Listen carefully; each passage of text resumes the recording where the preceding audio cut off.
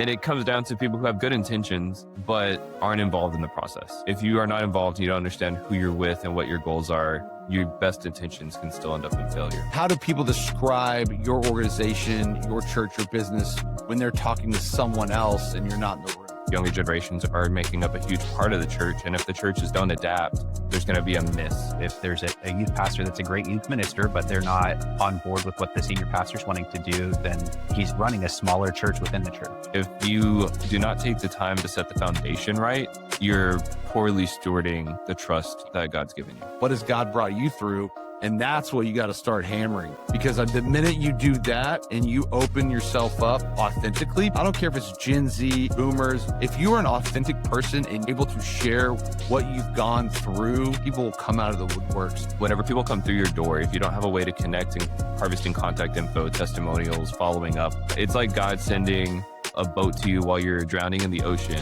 and you saying, no, God, I don't need that boat. You're going to save me. And he's like, I sent you a boat and you died. Yes, as a body collectively, as the church, we are called to go out and reach everyone. However, you got to start very specific. How do we navigate between my brand as a Christian is to go into all the world to preach the gospel, but I'm also called to hear for now. Hey, quick pause before we go any further. If this conversation is already resonating with you, it would really help us if you like, follow, or subscribe to the show. This isn't for the algorithms, but it tells us that this kind of thinking is actually helpful for you. All right, let's get back into it.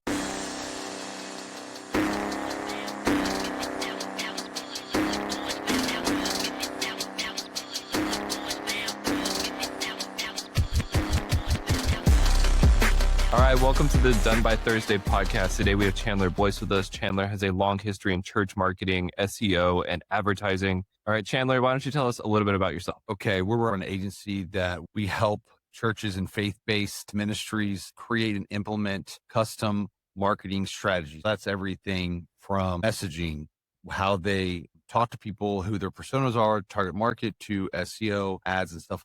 How I got into this, I played baseball my entire life, went to college. I knew I wanted to get into business. My dad was a business owner, but baseball was that's all I ever really had time to focus on. Graduated, did sales for a little bit, and then I actually married. My wife is a pastor's kid, and so we got married. And about a year or two to our marriage, there was an opportunity for me to come on staff at the church and help out with a summer camp that my father-in-law had started in the late 80s. And so that was, I believe, around 2010 or 11.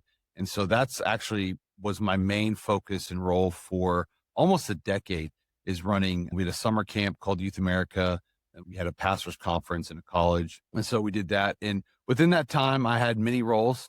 If you are someone who is or has been in ministry, you understand that when you are in ministry, your job title and your responsibilities are not always linked. So I've experienced in many areas of ministry.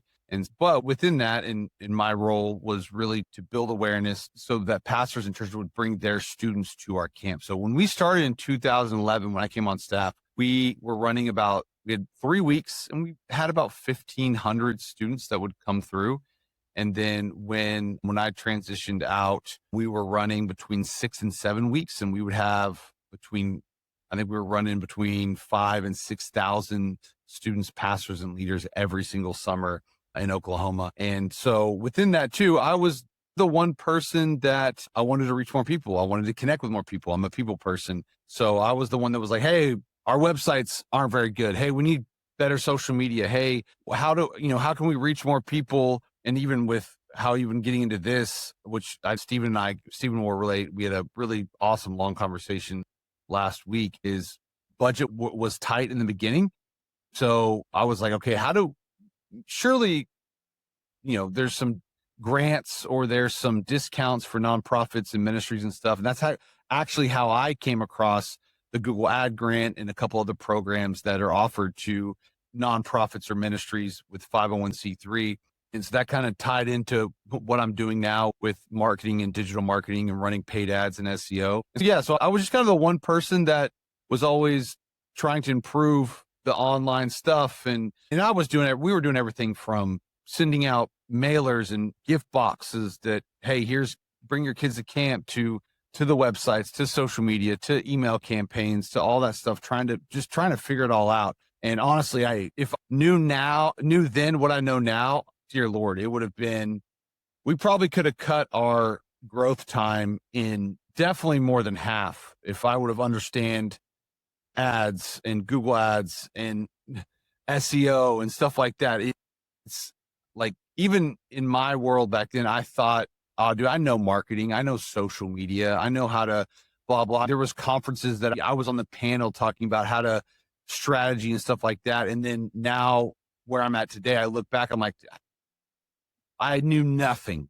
Like I had a little bit of idea. I knew more than what most people knew. And so people were like, oh, this guy's an expert. So yeah, so did that and then transitioned out. We moved down. My wife and I moved our family down to Fort Worth to help revitalize a church here in Fort Worth, where my wife is on staff. It's called Trademark Church here in Fort Worth.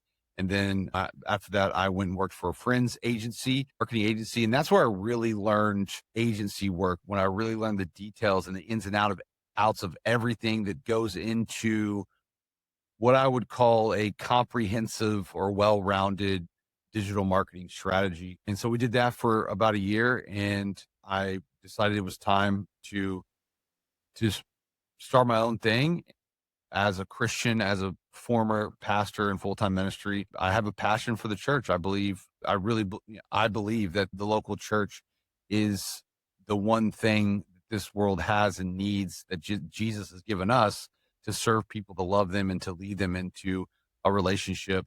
And so I wanted to serve them. And obviously, being in my other agency and talking to people and what I've learned, I've realized that it's a huge gap. And I think you guys would agree with that. And that's the reason why we're on this podcast, is that there is a lot of opportunity for churches, for ministries and nonprofits to get the word out, to get what they're doing, their mission, their calling, whatever it may be. And so we've been doing this since 2022. I also have a digital resource site called Local Church Media, which just provides local churches with a place where they can get really good, high quality, super affordable sermon series graphics. We've got t-shirts, graphics, everything you could think of. The whole purpose here. A lot of times we find there's a lot of information out there. There's a lot of gurus who say they know things, but whenever it comes down to who's lived it, who's done it, how can they help you actually implement that, there's a lack there. And so for this podcast, that's why I'm really excited to hear what you have to say across all the topics. And we've got some great topics today to cover, but I think that we're going to get a lot out of that today. So I'm excited. A lot. Sam, do you have any thoughts initially before we jump into the rest of it? No, I'm just excited to hear where it's going to go. So I'm along for the ride, just like everybody else. Listen, we could have made a podcast episode out of our conversation on Friday. We had a 2-hour plus lunch and we hit an array of topics. By the time I got done, I was like, man, I wish we would have recorded or had a mic or a camera, because it was fantastic. So yeah, this is going to be a great conversation. Yeah, for sure. Okay, so just so everybody's listening knows why three of us are on here today. Chandler clearly has his expertise and background on marketing, digital marketing, ad specific stuff, and involving the church and ministry. Am has a huge background in operational efficiency, being a worship pastor previously and doing some of those roles. And then my background is fundraising, and how do you drive from intent into sale and long-term loyalty, and then moving that needle forward for a lot of organizations to then increase giving as you move along to really further impact. And then all three of these come together to, one, make sure your people are well taken care of, to make sure that you have money to do what God's calling you to do. And then three, that you're doing it biblically and ethically along the way. And then making it fun. At the end of the day, like, it's a community, it's a culture, and you're supposed to have fun in that process. So I think it's exciting. So my thought process is, let's jump in. I think we'll go through some of the core areas that people misunderstand whenever we hear these words today. And I think there's a changing landscape too within marketing, which I'm sure, Chandler, you're experiencing right now. I was having a call with somebody a couple of weeks ago, and they were talking about how in their day, they were probably in their 60s, and they're like, in their day, marketing was like in store, it was mailers, it was events. And now whenever we say marketing, we throw the term digital on there, but you really, whenever you say marketing, you're talking about social, email, text, all of the web side of it. Paid, SEO, AI now. Yeah. So with that, there's a trend, and I think the younger generation understands that, and we'll get into this too, is that the younger generations are making up a huge part of the church. And if the churches don't adapt, to what this generation needs to hear and how they need to hear it, there's going to be a miss of stewarding those people. With that, let's break apart branding, marketing, fundraising, and then sales/fundraising whenever you get into that. So let's go through branding. So I always see branding as the why behind what you're doing. It's really the story that you're trying to tell, but you don't have words to it yet. So you're trying to develop what that's going to be. Chandler, whenever you hear branding, what are your thoughts on that word as a whole? Yeah. I'll preface to say that I am no branding expert. I've got people in my world, that's really what they do. I think for me, and this is interesting because I'm currently, there's a couple new projects I'm working on, but even with my own company, I'm constantly thinking, okay, how do I reach the people that I want to reach? And then what do they think of me, or what is the perceived or created communication that I want them to see from me? And so for me, branding, it is that. What is when people see me personally or my content or an email, what is the emotion? What is the feeling? What are those things that they get? And then do they even know what I do? Because I've realized for me personally over the last 3 years that as much as I talk about what I do and how I can help and the ads that I'm running and the content and the emails, I'm always so surprised that people just they don't know, or I just haven't done maybe as a great job of clearly communicating. And so even 4 years in, I'm constantly trying to analyze that and get feedback to make sure that, one, I'm reaching the right person, which is our personas or target market, but that I'm making sure that the way people see me and what I do in my agency is actually correct. And do they even just know what I can do? Like, how can I help them? So I think sometimes branding, people think, oh, it's my logo and my font colors. And it's okay. That makes up a piece of it, but for me, it's what is the emotion, the perspective. What am I communicating? What's the communication that people are receiving? Does that make sense? But yeah, branding is so much more than just a logo or a font. It's the identity of who you are. It is the emotion. The best brand that I think of, not church related, but just in general, is Disney. And I'll talk about Disney, and Sam's laughing. I'm a huge Disney buff. I love everything that they do, from how they treat their guests to how they exemplify that throughout how they run business as well. So when I talk about Disney, I'm not necessarily only talking about Mickey Mouse. There's part of that's cool. But really, I'm really talking about is how do they approach their staff? How do they approach their guests? How do they make them feel? Whenever you hear the word Disney, you know what they're talking about happiness and magic, whatever it is, but it's that feeling of nostalgia, that feeling of belonging, and that feeling of happiness that they really don't have an issue pushing anymore because it's just so ingrained in everything that they do. Branding is really that. And so I think it's always interesting for a church. I think we oftentimes, whenever you're a Christian in this space, you think, oh, my branding is that I'm a church, and the church is the brand itself, because of the fact that we're all preaching the Bible. So as long as I preach the Bible, then my branding is on point. But that's not always the case. Yeah. And that's not just to say denominationally different, but what we're talking about even is that within the community that you're in, if you could throw the word culture on it or whatever, your brand, how people identify with your organization and your church is huge. And finding what your community needs and then attacking that need with passion and empathy and with biblical standards is huge. Yep. I just talked about this with a pastor, awesome pastor. He's into year 2. He took over a church, not like it wasn't a hostile takeover. He was put in and whatever. And we've spent the last year just building his online. So we got in with them. We got him a new website.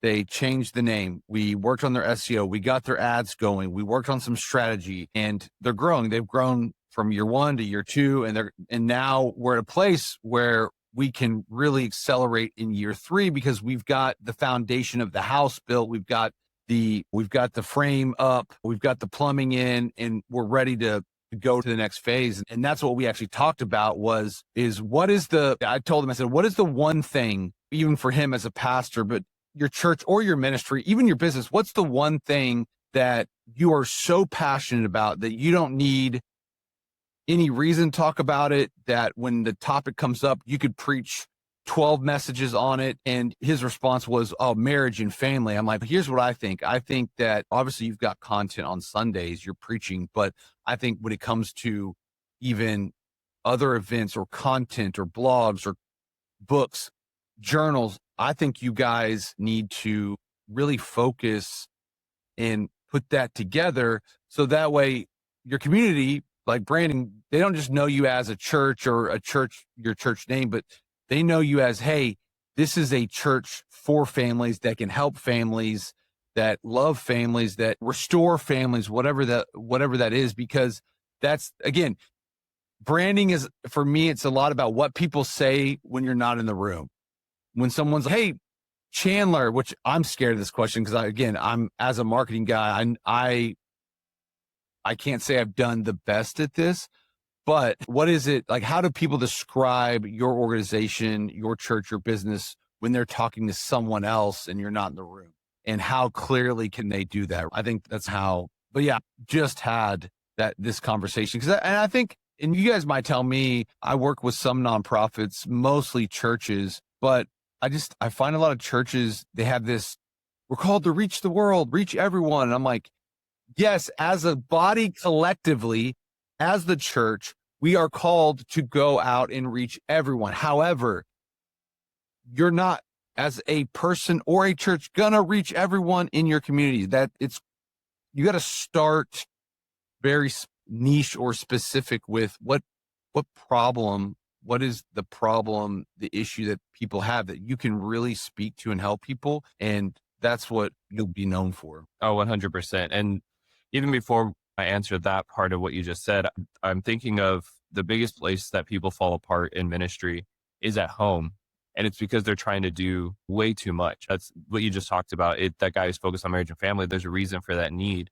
Sam, you could probably speak to this operationally, but whenever you are overburdened and overtaxed and you feel like my call is Mark 16:15 or Matthew, I think it's Matthew, I forget that verse, so don't come at me for that one. The Great Commission is to go into all the world and preach the gospel to everybody. It's like, okay, yes. However, your also calling is to make sure that your family and your house is in order. And so you can't do everything. So you have to rely on individuals to make that work. So if you're called to reach a population in Papua New Guinea, okay, great. Somebody else is called to reach somebody in New York. Somebody else is called to reach somebody in Oklahoma. Wherever that is, we're all called to, and even within that, subgroups of those people too. But Sam, I'm curious, before we jump into a little bit more on the branding topic, for pastors and leaders who are stuck between I'm called to reach people and trying to figure out what their personal reach is, how do you navigate emotionally with that pull between the two? What you're saying, how do you regulate emotionally the distance between being the pastor that you feel you're called to be and being the spouse parent that you feel you're called to be? Yeah, that's one. We can start there. I always liken it to, because you read the Bible, Christ used an illustration of marriage a lot in the relationship between God and the church. And so I think it's healthy and right to start in a relationship stance because it's something that most people are going to interact with. It's something that most people are going to do or be interested in at some point in their life. And I always liken it. And it's funny that, Chandler, you're working with a guy that's marriage and family. My degree was in youth and family. And so you spend a lot of time studying family dynamics and what does it take to help facilitate that from the church side and even on a counseling or psychology side of things. And the thing that I always try to impart to people is if you're not good as an individual, you're not ready for a relationship. If you're not good on your own 2 feet, if you don't know what you're wanting to do, if you're not secure being by yourself, if you're not content being single for more than a week, you probably don't have any business being in a relationship, because by the time you get there, you're just going to be a taker. You're just going to be a drain on that other person, and it's going to very quickly fall to shambles. It's going to become a toxic relationship. And so when it comes to being in ministry, and this is part of the reason when I first got married that I stepped away from full-time ministry, is if you're not strong as an individual, if you're not strong in your home, it's going to bleed into your ministry life. Yeah. And you can be really professional. You can be really intelligent. You can be a great communicator or even a great pastor. But if you're struggling at home, that's going to impact what you're doing in your ministry. And so even though on a, I don't know, celestial scale, we're talking about eternity, you have a burden, a calling to minister to individuals. If you aren't in the best place that you can be, your impact is not going to be as substantial. And so if you're passionate about your ministry, you should be even more passionate about your home life, because your home life is what allows you to be a great minister, in my opinion. If you're not happy at home, because then it's going to be like, now your ministry is an escape. It's almost like a weird kind of twisted addiction that things aren't good at home. So I'm just going to keep working, keep working, keep working. And it's not a genuine place of ministry at that point. It's like you're doing it for you. So I always feel like if you want to have an impactful and lasting ministry, it's important that you first established an impactful and long-term family life. And everything else stems from that. The calling, I feel like, is in the Great Commission to go. Like maybe you're talking about evangelical traveling speaker compared to right now, I have a 40-person congregation in South Fort Worth, for example. There's a lot of churches in Texas that have very small community members, but they feel called to great things. So how do we navigate between, okay, my brand as a Christian is to go into all the world to preach the gospel. I could be a martyr. I could go to all these places, but I'm also called to here for now. How do you navigate somebody who's disappointed with that feeling, but also like they feel like they're, I don't know, somebody who's called to more, or feels like they're called to more, but they feel stuck with where God's called them to right now. And they feel like their branding is misaligned in that, or who they are is misaligned, because that's not where their heart isn't for right now. Their heart is for the future, but they're here today.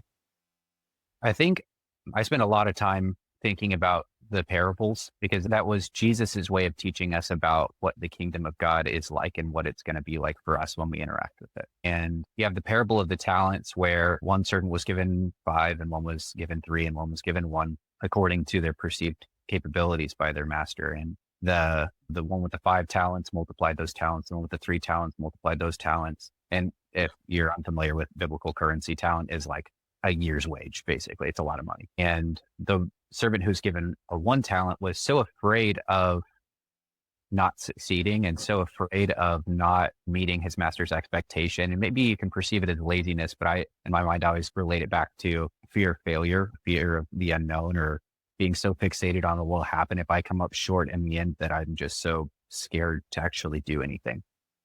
And the master comes back and he always says, you might as well have at least put it in the bank so that I might have earned interest on the time of it while I was gone. But at the very least, you could have done absolutely nothing, and I still would have had some growth from that. I think if we look too far into the future, we're not going to succeed where we are right now. And it's, you want to be a visionary, you want to be forward thinking, you want to see where you're wanting to go. But if I'm hiking and I'm too busy looking at the peak, I'm going to stumble onto little rocks that are right in front of me. We had John on a few weeks ago and he said, be where your boots are. And I think that's a really cool way of saying, just be present where you're at. If your feet are here, let the rest of you be here as well. If you have something that you've been entrusted with, if you've been given these talents, it's incumbent upon you to multiply those things that you've been entrusted with, but in a way that you can actually make tangible changes. There's the adage, like, so heavenly minded that you're no earthly good. It's like you're so forward thinking that you're no good in the present, that you're so rooted in what things ought to be or what they could be or what you feel like they should be, that you fail to recognize what they are right now and take actionable steps to fix it. And so if you're really wanting to grow your church, I would say start with things that you can control right now. You can't force 300 people in the door every Sunday. You know what I mean? So how about if we've got a congregation of 40, what can we do to get 5 more people? But I think Chandler brings 300 people in every week. Don't you, Chandler, with marketing? Isn't that like the whole point? Aren't you going to fix problems right now, Chandler? Yes. I'll go ahead and drop my booking link down there, and they can, for instant results. For a small fee, I'll bring 300 people to your church. Now, they're not going to come back the next weekend, but go find the local prison, throw everybody in a van for community service day, bring them to the church. There are ways, my friends. There are ways. All I got to do is look on the news, and they're running those plays now. We could put an ad out on Indeed and pay people to be there for $50. If all for the gospel, It's actually not a bad play. Pay for attendance. Oh my gosh. You have to take notes. You have to take notes.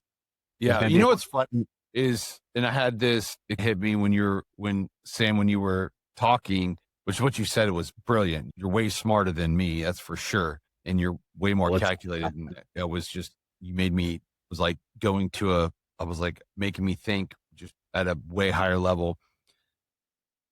And I think you could tie this down to a church or even to a business. But when you were talking, I thought of how many people have gone through something that maybe God has healed, or even you're working through, but we don't even talk about really your testimony. It's what pain are you going through? What pain have you gone through? What pain have you been healed through? And ultimately, whether it's salvation or it's a specific situation that you've overcome, that's part of what I feel like it's at a really base level. That's what God wants to use. He wants to take those dark things, broken things, hurting things. He wants to take what's caused us pain. And then even if it's not fully healed, which we never are, but even if we're healing, to have these conversations, and that's how we can help others. And I'll share the story and then we can move on. And we're getting a little bit not off, but it's actually really good. It's actually brought some clarity for me. But for instance, like my wife and I, we've dealt with some fertility issues. We've got one kid. We're so thankful. We wish we could have way more. We a lot of prayer, a lot of time, a lot of figuring out. And we weren't even supposed to have the one we had now. And what was funny is I remember when we found out, my wife was she was broken, and so was I, and we're trying to figure out what to do. And through a time of just, I don't even know what it was, but it was like, man, I really think we need to, I was talking to my wife, we really need to start having some conversations and praying about this and seeing what else is out there. And she was just embarrassed and some shame and fear, whatever. And so we just started talking about, hey, this is what we're going through. And if you're going through this, we want to let you know that you're not alone, that we would love to pray for you, pray with you. And guys, the amount of people that came out of the woodworks in our church, other pastors and friends that were like, I've been dealing with this for years. We don't know what to do, on and on. I've got a note on my phone of over years of people that we've prayed for. We've seen miracles that had been just hiding because this situation, they were so afraid and full of fear. And because we took that step of faith and said, hey, here's where we're at, guys, it was amazing. And I think so many times we don't talk about some of those things that we're dealing with, or even within the church. Like you got to talk about not necessarily the politically hot topic of the day or whatever, but like the actual pain that people are going through. And where do you start? I would say, is if you're the lead pastor, I would say start with yourself. What has God brought you through?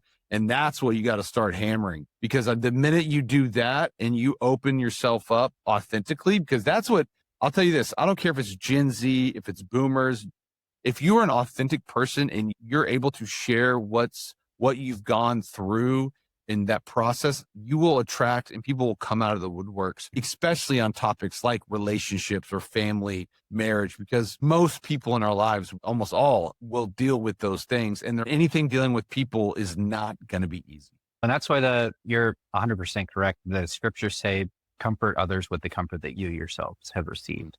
It's bring the healing that you've received to everyone else. It's that sometimes the hurts that we experience are for a greater purpose so that we can meet those hurts for other people. And so I've got other stories that are very similar along the lines of having to go through something, but it being for the good of someone else. Yeah, we could talk about that all day. But I was curious on the topic of establishing your stance. You're talking about you're cutting your teeth working at your father-in-law's youth camp, and you're trying to figure out what it looked like to SOE, which if you're listening and you've heard us say SOE, it's search engine optimization, and we can maybe get into like SEO. Yes.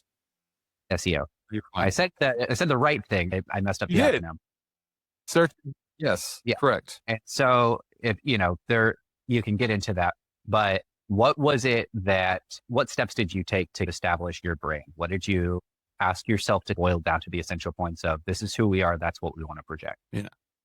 As far as the camp goes, I would say since we came into a very well-established and well-known, for me coming in, it'd been around for almost 20 years by the time that I got in there. A lot of what it was known for was already there.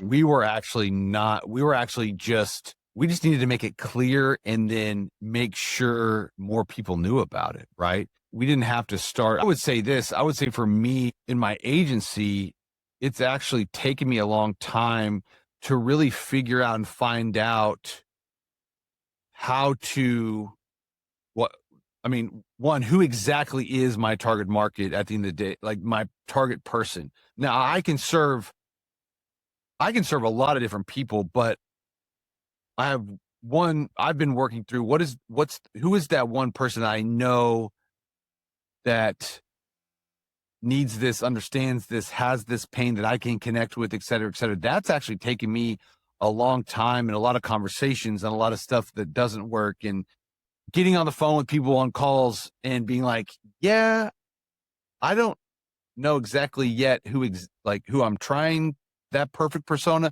but I know that you are not it. So thank you for your time. Here's some resources. Keep doing what you're doing, but this isn't gonna work out. So I would say, but even back this with that, even with my agency, now that even though I'm more clear now, when I started, I still had an idea of the type of churches in the vein. And I understood that when I'm talking on social media and my communication, I wanted to be polarizing, not because I'm trying to make somebody mad, but because I want to push certain people away. Because when you try to reach everyone, you try to talk to everyone, you end up talking to no one. So there are times when I will say or do things because I do want to make sure there's certain groups of churches. Honestly, I know that sounds weird, but that we're not going to work well together because there's going to be things that we don't necessarily agree on, what that may be theologically or just our approach to how we do things. And that's just like people, right? There's people that I love, but we don't hang out because I probably bother them because of certain reasons. And that's okay. But I also know and can easily identify who I really like and want to be around, like Steven, because we spent 2 hours together. And not only did we have similar backgrounds, but just even our approach to life and humor and having a little sarcasm it was things like that. I'm like, okay, we may not agree on everything, but I know that I can be a little bit more me. And if I say something maybe he doesn't agree with, he's not going to get offended. Because I'll tell you right now, for me, if you are an easily offendable person, or if you get offended at all, we are not going to be friends. I'll tell you that right now. It's not going to happen because I am an unoffendable person. I think as a Christian, you should be unoffendable, but that's, have you read that book? Which one? Unoffendable. Are you referencing that? I don't think so. I don't know who wrote that one. Shoot, man, you called my bluff, huh? No, that's fine. I just made it up. I don't know. I think it is. There is a book called Unoffendable. It is, and I've read it. It is. Darn, that's small. Brant Hansen. He's read a lot of books, guys. A lot of books. That's why I can't remember. I know that. Sam reads a lot of books. Who's it by? Brant Hansen. It's a really good read. It's a very approachable, easy walkthrough. But if you want to be friends with Chandler, guys, maybe you should read Unoffendable so you can. Every client you have, Chandler, you just hand them this book. Be like, all right, in your onboarding, read this book and then sign your contract and we'll be good to go. It really is so good though. And it goes hand in hand with what Stephen and I talk a lot about. It's like, if you want to grow, you have to be able to be molded. And that requires some vulnerability. It requires being able to tell, hey, maybe you're doing this wrong. One of the things that literally Sam and I talked about, was it 2 days ago? I don't know. That was the fact that whenever it's all blur, right? So whenever I talk to new clients or I bring somebody on for the first time, before we even get to the part of what does all this entail, I ask them like, are you going to allow me to tell you that you're wrong is the first thing. Because if you're not able to hear that, we're not going to work well together. Yep. Because you're paying Feedback for coaching. Is my friend. Yeah, you're paying for coaching and I have an expertise. If I needed theological church stuff, then I'm going to go to you and ask you and let you tell me what I'm doing wrong. But if you need fundraising, marketing, that kind of world branding help, then you're coming to us. And if we tell you something, then it means that you need to change it. Yeah.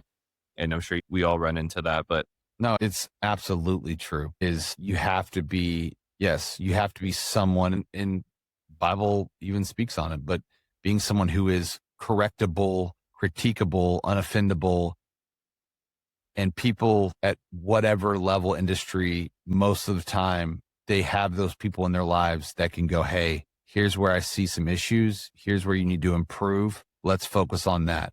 And that's what you have to be to really keep improving. And I think that's what holds most organizations back, is because people are unwilling to have the hard conversations and deal with the things that they probably know are the weak points, but they would rather not. That's for me in my own life, in my own business. Like, I get the tension, but I also have people in my life that go, hey, you want to know you want to know what you really need to work on? And they say it. I'm like, God, I don't want to hear that. But you either adapt or die, and you keep growing and get better, or you can stay where you're at. And if you're watching this and you're wondering, how does this all tie into branding? It all is part of that, because what we're talking about really is a true identity of who you are and understanding that first before you can go to market, before you can touch people with things you're supposed to have. So this, if you're still trying to follow it, this is branding. It's identifying who you are. And then next is what we're going to talk about is how do we actually go to market? Branding is the what, marketing is really the how. Hey, I want to pause for just a second here. If you're listening to this while you're leading something, whether that's a business, a team, church, nonprofit, you're not here by accident. If this is helping you think clearer, lead better, I want you to take 2 seconds and share this with somebody who carries the same weight that you do. And don't forget to subscribe. So whenever we're talking about marketing, we kind of branch over, okay, we've established identity, we've established what our core positioning is. Going into marketing, Chandler, what are issues that you see? And not talking about advertising yet, but like just in marketing itself, from okay, they know who we are, how do we position ourselves correctly? What are things in churches or nonprofits that you've worked with that like big pain point, if you think of something? For me, and a lot of times when I get in, because we have similar processes, when I'm starting at the beginning with a church or a nonprofit or even a business, what I find is most of these organizations have never really sat down and penciled this out. Who are we? What problems can we solve? Who's that persona that we want to solve the problem for? And then how do we craft language and stories and testimonials and visuals to connect with those people? And I joke about this all the time, but it's true. It's within the church. You go on all these churches' websites and it's welcome home, or there's no tagline. There's nothing unifying or specific or emotional, or, hey, we want to help you. They just haven't thought about the branding, which then leads into how you communicate and how your messaging, and which also for fundraising probably hurts because you can't really articulate not just what you're doing and how you help people, but how inviting others to be a part and give and serve and take the next step. And so a lot of that, it's simply just haven't sat down and really just thought about it, or just even put pen to paper on who are we as an organization, even as a person, who are we? And I think that goes for a lot of people. I would say a lot of people don't take the time to really go, man, God, who have you called me to reach, to help, to serve? And then that spills over into the businesses and organizations. And so then you just talk generically and you copy and paste from some church organization, and then you become redundant. And I'm not saying that really, you can still grow and reach people without a lot of this stuff. But normally when I see organizations or churches or businesses that are growing and doing well, they usually, whether they know it or not, they've done some of these foundational things. Yeah. In all of the churches that I've worked with, the big ones, the ones that are successful, the ones that are raising $20 million plus for capital campaigns and doing all those things, are ones who clearly know who they are. And they're the ones who understand where their people are at and how they're going to talk to them. And it's not, and what I want to be careful here is a lot of people misunderstand within the church what that even means. And they think that it's manipulating the situation, or it's trying to get something out of somebody who doesn't need to give it. But the reality is that whenever you are stewarding the resources that God has given you, and you steward the people well, and you'll hear me talk about this, I've talked about it before, I'll continuously bring up this same story, is that in Exodus, all that God told Moses to do, the first fundraising event that ever happened, sends Moses down, tells him, hey, tell the people to give what's on their heart to give. He does, comes back down later, and they gave so much that Moses was like, hey, stop giving, we're good. but it was because it hit on basically all of marketing, fundraising, operations, all in one little story of Moses and God talking to the people. And it was what's on your heart, connecting with your people and allowing them to respond. Obviously, there was points in that where they cherished it and nurtured that relationship as they all lived together and did community together in that time, so that whenever they all saw it collectively being done, they were all like, yes, let's go, let's do it. And it was honored. And then God didn't say, all right, give more sacrificially than what you've already given. It's not what he told them to do.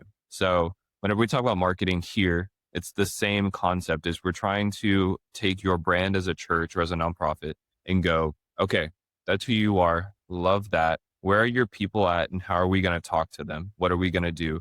Are we going to do emails, text? Do they like text messages? Do they like email? Do they like direct mail pieces? What time of year do we like to send direct mail out? For the website, are they web savvy? Do you need to put exactly the only thing? Do you have like just an info page? Do they want to know who the pastors are? Do they care? Would they rather be an online focused group that happens to meet occasionally in person every once in a while?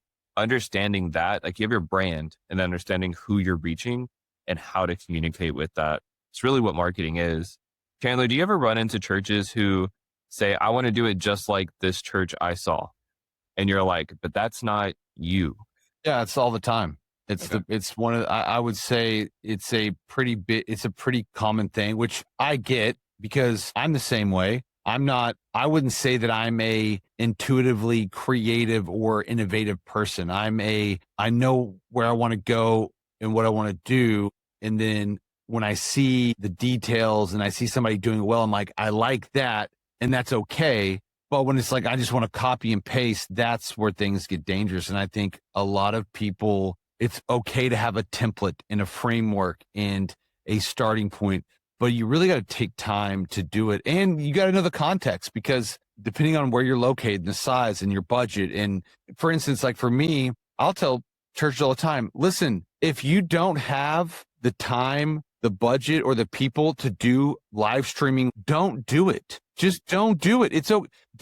Listen, there's magic in being able to take video into post-production and edit it and make the sound look better. It's okay if you don't have, no one's going to leave your church because they can't watch online. But I think it's more important to display excellence. And if you can't, if you're live streaming because everyone else is, or because it was COVID, that's a bad excuse. You need to know why. And does the experience somewhat online match what in person is? Because if it doesn't, then you're actually deterring yourself. Or if you don't have the margins, don't pressure yourself, but don't do something because everyone else is, right? So I see that a lot. That's why you see all the same language floating around, right? These great church organizations, they give out templates on things that, hey, you need mission, you need values, you need culture statements. And then, hey, here's what ours are. Then guys go, okay, great, copy, paste, done. It's no, they weren't just saying copy and paste word for word. They were saying, hey, here's a framework, take that framework and now make it yours. And that's even with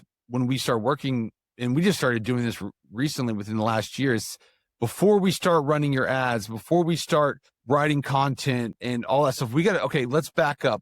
What are your values? Who are you guys? What is your heart? Who are you trying to reach? And a lot of times I find that in those discovery, in these meetings, stuff comes up and they go, oh, wow, that's cool. I haven't thought about that. I'm like, okay, great. This is why we have these conversations. And I would say too, like even for nonprofits, I'm sure that happens all the time. Pretty similar story. Maybe I'm wrong. No, it's exactly right. I'm thinking of this one nonprofit we worked with, really big in DFW, and they've been around for years, but they changed CEOs. The founder was getting older, retiring, not involved a whole lot. They got a new CEO in, new board, and the boards are great. Love boards. You have to have them because they keep a lot of things in line. However, if a board does not agree with where the vision is going, it can really stagnate the entire operations. So what I find my job ends up being a lot of times is to communicate with the board, sit down with them, explain what we're doing, why it's important, and then allow them to ask questions. You're really coaching the board as well as the pastors or whoever you're working with. But this in particular nonprofit, it took the brand strategy process and logo recreation was only supposed to take probably 6 months. It took about a year to fully get that fully done, because every time there was a change, the board said, hey, let's look at it. And then you had 6 other board members who weren't involved in the entire branding process saying, I don't like the thickness of the line around the circle of our logo. And I'm like, Too many, okay, all too right. many chiefs in the TP, too many chefs in the kitchen on that one. Yeah. And it comes down to people who have good intentions, but they aren't involved in the process. And so if you are not involved and you don't understand who you're with and what your goals are, your best intentions can still end up in failure. That's So good. I wrote this down, and if you want to add something, or if whatever, when we were talking about kind of marketing, I think a lot of times branding and then marketing, it starts with knowing who you are, knowing who you want to reach. It's knowing how to talk to them. Then it's knowing where they're located. And then it's knowing how to reach them. yeah, that's exactly right. So the more detailed you are within all of those, actually each step becomes a little bit easier. But you have to take the time to think about it. You can't just say, all right, we're going to do it. Okay, great. But you have to, like you're saying, a lot of people just don't actually take the time to slow down and actually process. And what that really is, if you wanted to get really pointed out, is it's bad stewardship. Yep. We're talking biblically. You're not stewarding what God's given you, and you're being a bad steward. So if that is you, reach out to anybody on this call right now and let's talk in order to get you to, refocus and drive your people well and use the resources God gave you. I said this a while back, and I think we might have talked about it the other day, Chandler, but like whenever we're talking about fundraising and money, whenever people come through your door, if you don't have a way to connect with them by harvesting contact info, testimonials, following up with that process, it's like God sending a boat to you while you're drowning in the ocean and you saying, no, God, I don't need that boat. You're going to save me. And he's like, I sent you a boat. Then you die. And he's like, you're stupid. It's the same thing in regards to the resources that he's giving you. This church, this mission, this vision that's in your heart that people are rallying behind, even a small amount of people, whatever size it is. If you do not take the time to set the foundation right, you're poorly stewarding the trust that God's given you. So don't do that, which actually leads into advertising. So marketing and then advertising. I do have a question. I think this will still tie in.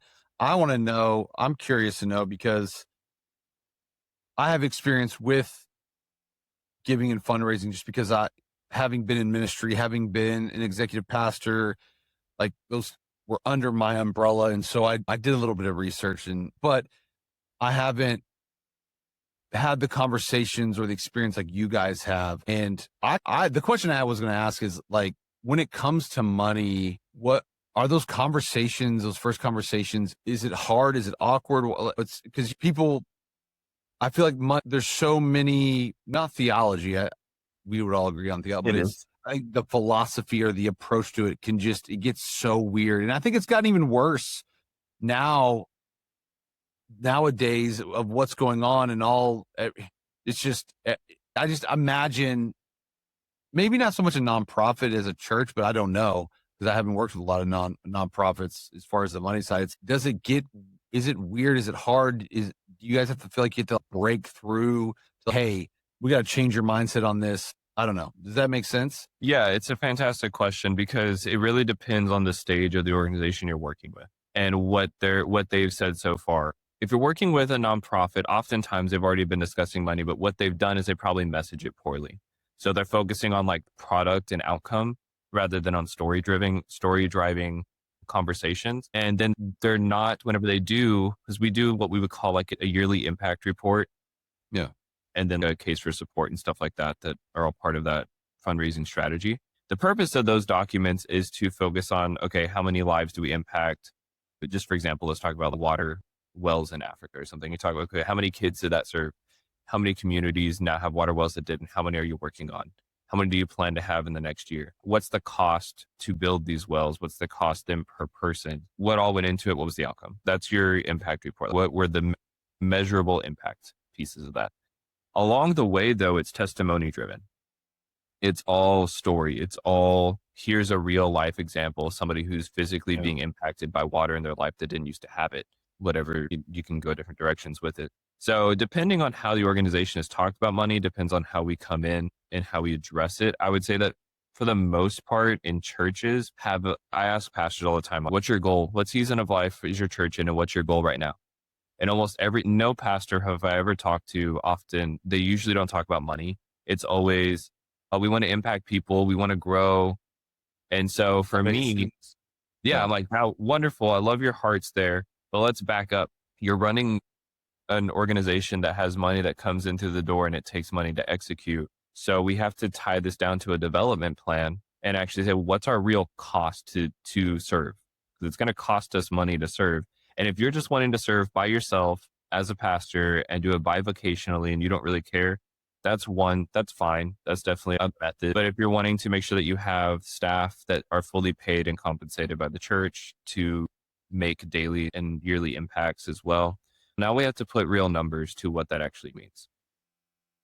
And then it comes down to teaching. I would say most of the time, whenever I engage with the church for the first time around money, I have to spend a significant amount of time teaching what biblical stewardship looks like. And that's nothing I don't fault the pastors. Oftentimes I fault our approach in Western theology to how the Bible is imparted to people. what are some, I would love to know, like legitimately a couple of your go-to resources. If you guys have something that you can share, I'd love to get my hands on it. Yeah, immediately for pastors, I just share that story, that story in Exodus, 100%. I know that's not an outside source, but it is the source of why all these other sources exist. So you need to really understand what was going on contextually within that story, read through it. And I can link the exact verses, or I can put the exact verses in the description here to this video. But yeah, understand that story and what was happening at that time. As a pastor, another pastor know, context is huge. So understanding contextually within that is a big deal. And I actually have another book that's really good. I'd actually really recommend people read it. I've got a whole bag of books here. Okay, so this one is actually by somebody who I worked with for a long time and really introduced me to what fundraising is. And it's this book here, and it's by Rick Dunham. And it says, if God will provide, why do we have to ask for money? Really good book. He runs a fundraising nonprofit agency as well. But yeah, I would recommend that book. Highly recommend it. It really will change your approach to fundraising. Awesome. All right. Sorry. That was a selfish question. No, it's great. It's a great question. Those two things. So go back, understand Exodus, and then understanding that book will be really beneficial.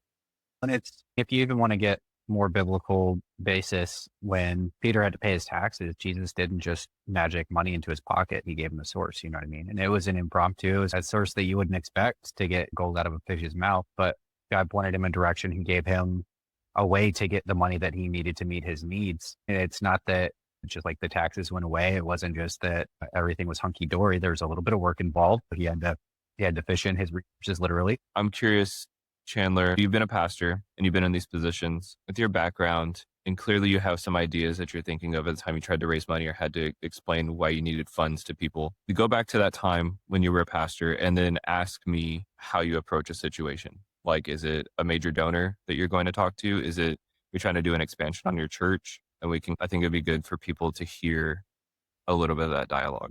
Yeah. I mean, it's definitely changed over the years. I think what's shaped a lot of my approach is marketing, is communication. I'm a huge Donald Miller fan, and I think if you need a place to start with marketing and storytelling and language, he's probably one of the guys that has broken it down the simplest across the board. And so it was always, hey, here we saw a problem. We met the need, or we want to meet this need. This is what we're believing for. And if you want to be a part of what God's going to do through this, we want to invite you to be a part. And I think for me, when I have the conversations and I see sometimes people talking about giving people the opportunity to give, they don't frame it like that. And that's the truth. Is even with my agency, for instance, even though churches pay me, I think it's an opportunity for you to work with me, because I promise you that there are I don't mean this cocky, there are other people out there that they know what I know and have my experience. But for the most part, for churches, the experience that I have across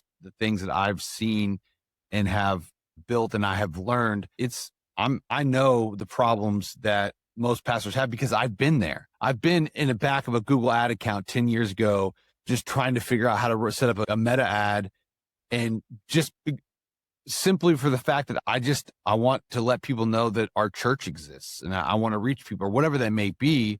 And I want to solve that problem for pastors, or even getting on stage and saying, hey, our church has like we're partying with this organization that saved this many kids and done this, whatever. Hey, if you want to be a part of what God's doing, like, this is your opportunity. You can do that. So that's that very simple, like, my framework of what are you trying to do? What have you done? And then inviting people to be a part of that story. But school me, my friend. No, I think so. When we approach fundraising, we have to be like super careful that you don't toy the line between manipulation of the heart. That is such a vital trust that God's given. Like you're standing in front of these people as a pastor, their pain, divorce, child death, the stuff that they're going through is real. And in your life, the stuff that you're going through is real as well. You might have the exact same issues, and you get up there, and that's not a conversation for today, but you get up there and now you're going to talk about, we need $5 million to buy the building we're in or to expand. And so I think there's a lot of heaviness around what the role of a pastor already is, that whenever they get on stage, they don't feel like that's the right thing to do. They feel like I shouldn't get up on stage when I know my people are going through stuff and I'm going through this stuff. And I shouldn't get up on stage and then say, hey, can you give $1,000 toward this $5 million goal? But that's where it comes down to, your giving shouldn't be one-time transactional. The story that you tell about the direction that God is calling your church should be in such a way that people feel compelled to give without you asking. The ask is there to remind them. That's good. Yeah. The problem, and I think Sam, you'll have a lot of insight on this, is that the problem with that, there has to be a lot of intentionality that goes into that kind of thought process and that kind of consistent daily communication with your congregation and your staff. Which I want to stop right there, because that needs to be, I would say, across, and we'll probably have to have a part 2 of this, across any of this is intentionality, it's consistency, it's, what else did you say? You said intentionality, consistency. That is such a big key to fundraising, to great marketing, social media, to everything. Like that's the stuff that no one, anyways, keep going. It's the stuff that's behind the scenes. Yeah. The stuff that requires systems. Boring. Yeah. It's the stuff that requires a project management tool. It's the stuff that requires a good HR department. The stuff that requires people to showing up to work on time and then getting onto them when they don't, but then also encouraging them through that process that you're not fired immediately. That's where the people part, and I really do feel like that's where you have the most issues. You got people trying to be perfect to push a kingdom to be here on earth, whenever God says you don't have to be perfect, but you do have to have good intentions in your heart. It's exactly the story of David. And so Sam, from a person who's focused on operations and people and making sure that people have the systems in place to effectively go and execute the call that God has in their lives. Whenever you hear a pastor who says we have big goals, whenever you hear me talk about fundraising, whenever you hear Chandler, and we could obviously go into, all right, we'll use people who are good at what they do. There's that, but then it's, how does that come together, and how do we make sure that people feel valued through that process? What comes to mind? Yeah, I think we use that example of building systems in a church is like orthodontia. You always have the same end goal, but it looks different from patient to patient. Everybody's got different teeth. We'll just assume for this case that it's a church that has an established staff or whatever. The biggest thing I'm always going to be concerned about is, does everybody actually know what we're trying to do, and does everybody agree with it? We use the other analogy that I'll use is, if you have a cart and you have a horse tied to each corner, that thing ain't moving. You know what I mean? Unless they're all tied up to the front of the cart and facing the same direction, are we going to get any momentum going? And so sometimes there's just not a good fit. And I know that's a hard thing to say right out of the gate, but if there's somebody who knows what you're doing and they are not on board, then they're not a good fit. And unless you have the person in every position that knows what the mission is and is on board with it, you're going to have a much, like in physics, there's inertia. It's the force it takes to get an object that's not in motion moving.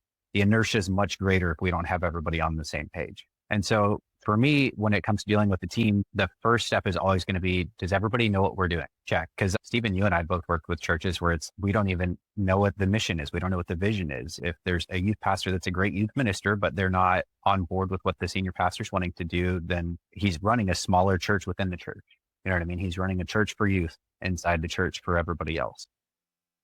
That's I think people need to stop on that real quick, because Man, you just said a mouthful. Like you're running a small church within a church. And if that's Chandler, I'm sure you could speak to that too. I'll just pause there for a second, let y'all speak. That's good. That's true. It happens a lot. Yeah, it happens all the time. And I would say that before you're wanting to do systemization, before you're wanting to do assignment of roles, that Chandler was talking earlier about how if you've worked in church, you know that your job title and your actual daily job description is pretty much not at all cohesive. You're going to be doing a lot of stuff that's not necessarily under your heading. But I think that the positive side of that when you're systemizing things within a church is that you now have a little bit of agency to assign duties based on personality. That maybe the youth pastor is really good with books. Maybe the admin is really good at making follow-up calls. And even if it's not what they're supposed to do, if it's something that they enjoy and that they're good at, then they're the person to give that job to. But yeah, I think for the intents and purposes of your question, that's the first thing that I would start with when it comes to fighting redundancies within the system. Do we know what we're doing and are we on board? And until those things have been addressed, until everybody knows why we're here and what we're trying to accomplish, and is, oh yeah, that's something I 100% want to be a part of, then we have other problems to deal with before we even touch the system. Does that answer your question? Yeah, that was good. Okay. It's really good. Fantastic. The orthodontic thing was great. I wrote down too, like my context was more of a personal thing. I'm the doctor. My pastor's church are the patients. The problem, or so the goal is like health or growth. But to get there, and some of the problems may be the same, but the prescription or the procedure to fix that may be completely different. Yeah. So you got to go in there. You got to take the x-rays. You got to get the mold in. God, did you ever have braces? That was terrible. No, I've knocked out multiple teeth, so I understand. But yeah, I like the way that analogy fits into what we do. It's just, it seems like A to Z is like A and Z are always going to be the same, but B through Y, they're going to look a little different. The goal is never the goal being growth, right? That's not really the goal. The real goal is much deeper more often than not. And a lot of times, if you're a pastor and nonprofit leader listening to this and you feel struggled with, where you're going and nothing's really lining up at the moment, the reality is you probably misaligned on your goals and you don't have the time or the people around you to help you figure out what those goals are. And it does require a bit of surgery to figure that out. Yeah. Yeah, you can't put a Band-Aid on a surgery problem. You can't, but you'll eventually die. Yeah, just make things worse. All right, gentlemen, can we do a part 2? Yeah, for sure. Yeah. Be good. This was good. All right, guys. Thank you so much for listening to us. We are the Done by Thursday podcast. I'm Samuel Greer with my partner, Stephen Bradley, and hope you stay tuned for part 2 with Chandler.